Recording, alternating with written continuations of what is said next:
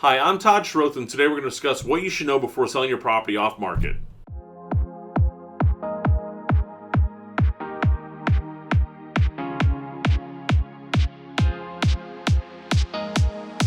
A lot of things to consider when selling your house on the private market.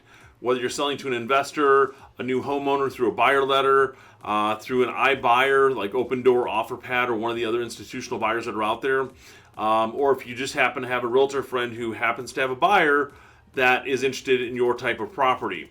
There's a lot of things to consider that's going on out there.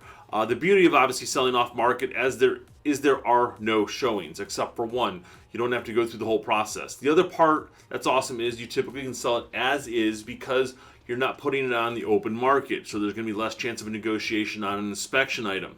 The other beauty is the advantage of one and done showing, going to closing right away. If you do the off-market stuff with the investors, typically you've got to watch out because they're going to walk in and not even look at your home. They're going to send you an offer like OfferPad or Open Door or one of the others that are out there. They'll send you a contract, then do their inspections, then try to renegotiate. You also have to look in the contracts to see, are there any service fees that are out there?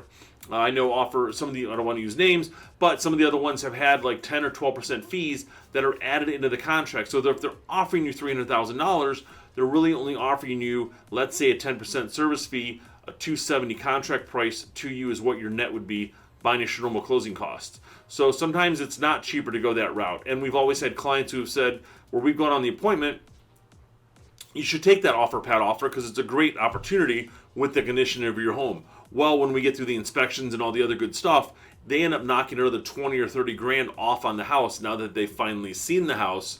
And then we come back, list it, and then get it back on the market and sell it for another 40 to 50 grand higher than what OfferPad was going to net them.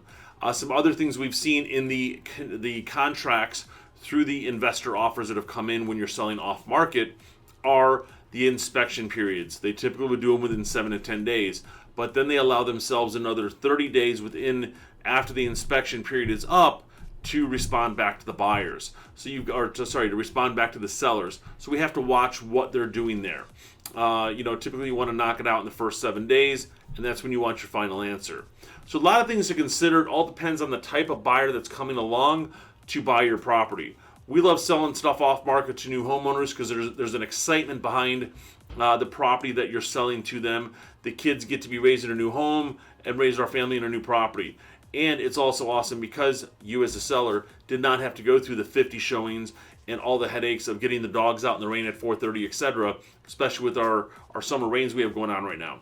So if you guys have any other questions you want to know about, like selling properties off market or any other top tips and tricks that we're using to help market our properties and get top dollar, please reach out to me. I'm Todd Schroth, and you guys have a great day.